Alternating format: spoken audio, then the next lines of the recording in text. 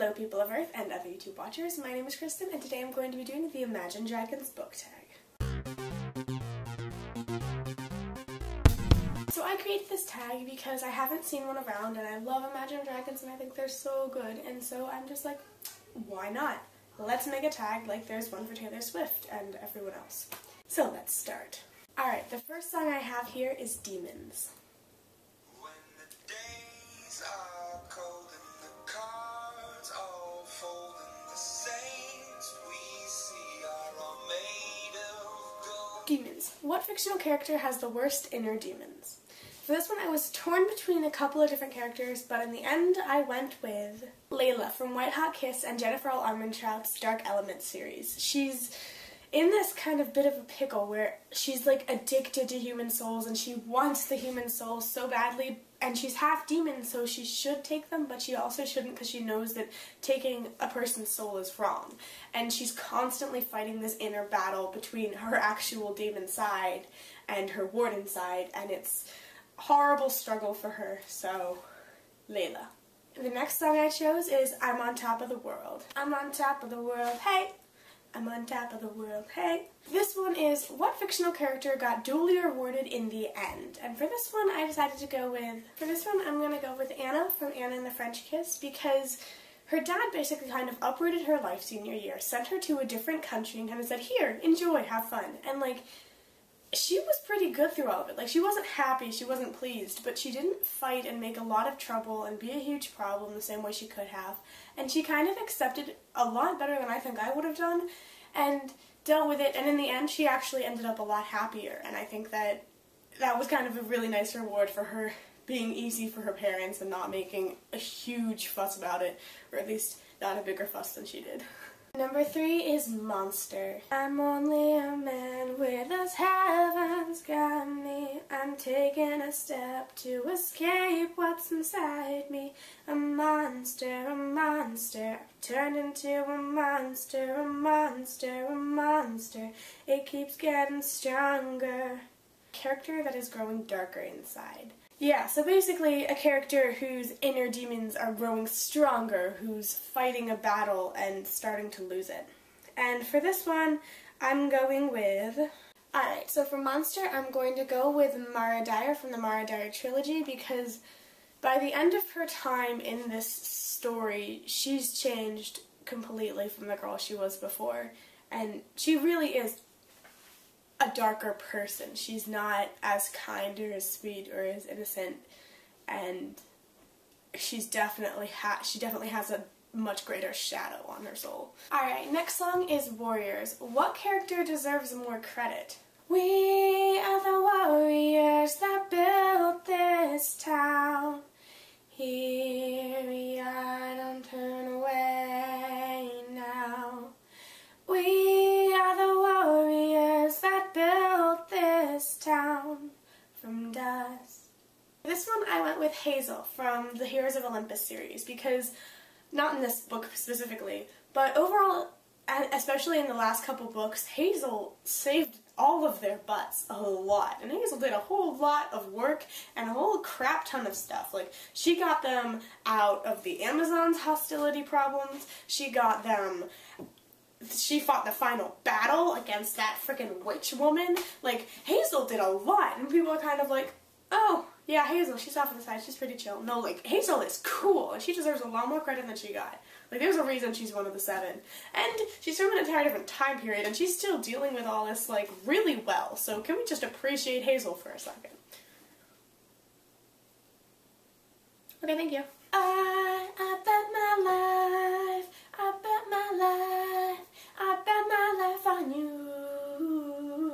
I bet my life, I bet my life, bet my life on you. I bet my life. So for this one, it's choose an OTP that really didn't seem to work out in the beginning, but over time, it's just formed into the perfect couple. Choose that couple. And for this one, I decided I would go with Ron and Hermione from Harry Potter, because honestly, they had a lot of moments. Like, the whole Crookshanks versus Scabbers thing, and then they just fought a lot over like Victor Crumb and all this stuff, and then in the 7th book they had their own issues there, and just, oh, why won't anything work out? And then in the end they were so cute together, and I just loved it, and I shipped them. So, I bet Ron bets his life for Hermione. That's a thing that happened. For Battle Cry, which book had the most climactic end fight scene or otherwise huge climax moment? The Battle Cry! Battle Cry! For this one, I really should have spread it out more because I'm going back to the exact same series I was just talking about. But can we not agree that the Battle of Hogwarts is probably one of the most climactic battles in the history of the world ever?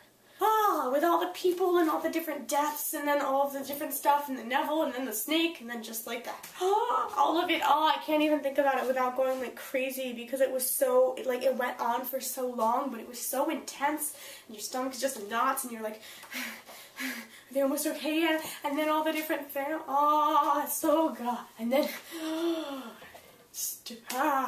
words fail. Words. What are words? Words, but like, yeah, this battle. When everything you touch turns to gold, gold, gold, gold. When everything you touch turns to gold, gold, ooh, gold. That was so off. Yeah, I didn't do that. Gold. A wish or ability that a character regrets or a wish they didn't have.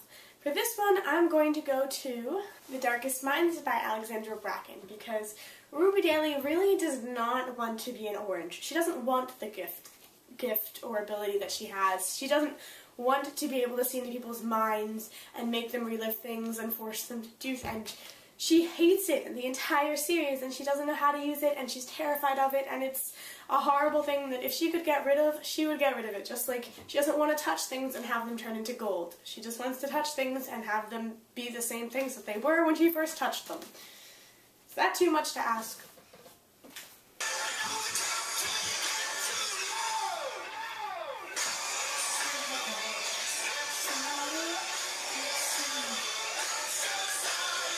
I'm so sorry. A character that's been down in the dumps but eventually just says, F the world, I'm gonna make myself happy, and goes and does that, and it ends up working out for them. I chose Bianca D'Angelo from the Percy Jackson series because, let's face it, she'd been looking after her brother for a very, very, very long time, and even though she loved him and cared about him, she wasn't happy with what she was doing. She wasn't happy with where she was, so she went and she made her decision, and I'm trying not to spoil anything. She made a decision, and it was a good decision. It worked for her. So, not spoiling anything. I didn't spoil anything for those of you who know what I'm talking about, but that definitely worked out for her. Can't fight the friction, so ease it off. Can't take the pressure, so ease it off. A scene in a book that was so intense that you actually had to put it down and step away from it for a moment just so that you could remember that there were other things besides this one moment and you wouldn't get captivated and then destroyed with it. Now, the book that I chose actually was a library book, and so I'm just using a picture that I found online on my laptop because I don't actually have the book for it. But this book was Rage by Jackie Morse Kesley. And there's this one moment at the beginning where she wasn't thinking and oh good God, I put the book down. I couldn't go through that at that moment. It was too intense. It was going to be too real. And later when I picked it back up and read it, I was right. It was intense and it was real. Next, Summer.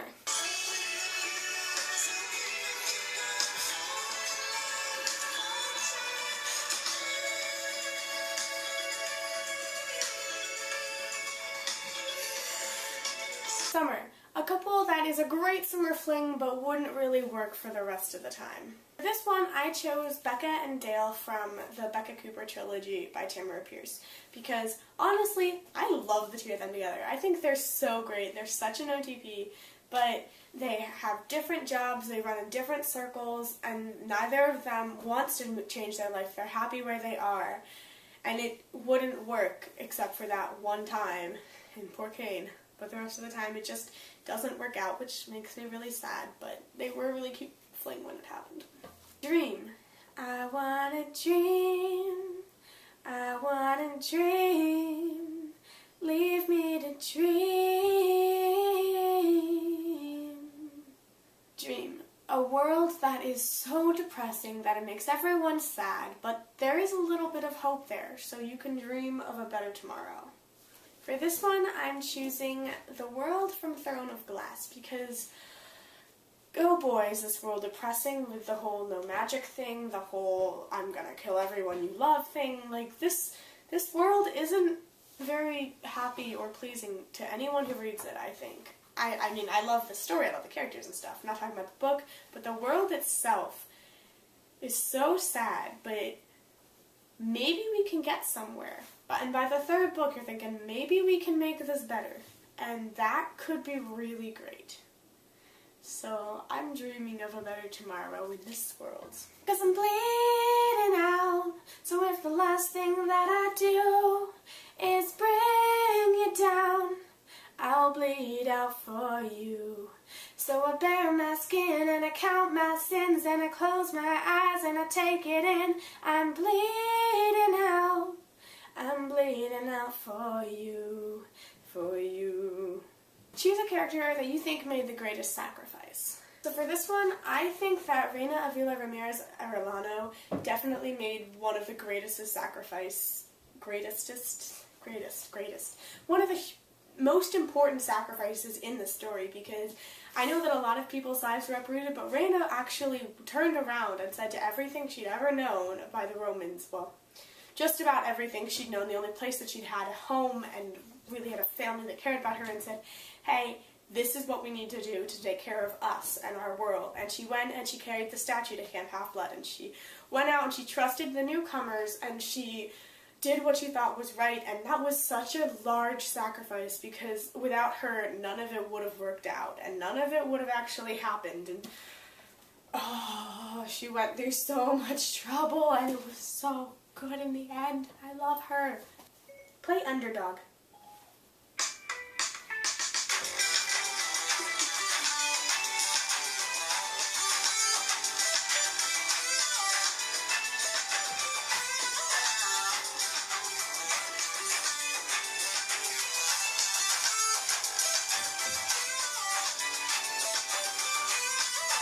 Underdog. Who's your favorite supporting character? Yeah, I didn't choose one for this. So I basically decided to go with every single one of Ali's spies from this series because, okay, Ali has like this network that she's that has been put together for her, and she's just sending out this awesomeness vibe through them. And like Chanel and Ulasim and Junai and all of the different people in her spy network are so cool, and they're just like, they're funny and they're awesome and they're badass, and like each one could be their own little heroine of their own little story, and it's so completely great. And I love this series, and all of the supporting characters are so fabulous. I don't know how you're supposed to choose one. So thank you for watching. That was the Imagine Dragons book tag, which I think is original because I wasn't able to find any others, at least any other ones in English, on YouTube. So I would love it if you'd like to do this tag. If you want to add anything, change a couple questions around, comment down below if you liked it, if you would have chosen different people or different characters for any of these things.